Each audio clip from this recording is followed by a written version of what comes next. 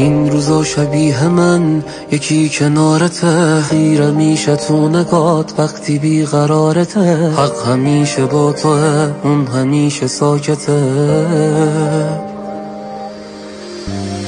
هر کی چپ نگات کنه آبروشو میبره، تو که بی تفاوتی ازت نمیگذره.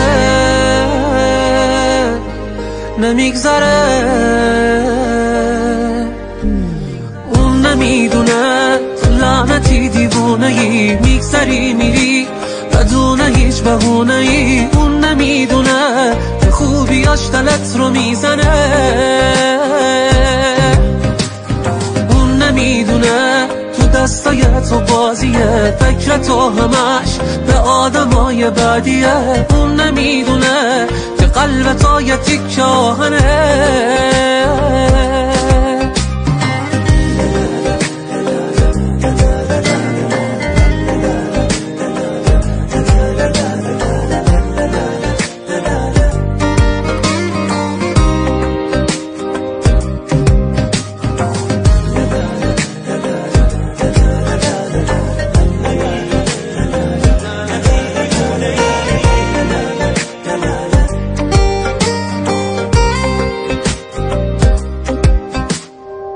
روزا پر از غمم پرم از دلهوره، میدونی که واسه چی دلم ازت پره. هر کی پای تو نشست چوبش رو میخوره. کاش میشد بهش بگم دلت کنه بره، مثل من نمونه با یه کوه خاطره. به خاطرت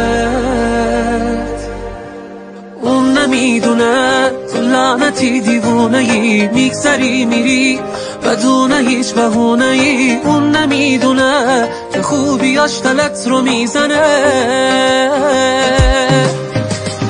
اون نمیدونه تو دستای تو بازیه، فکر تو همش به آدمای بعدیه. اون نمیدونه که قلب تو یه تیکه آهنه.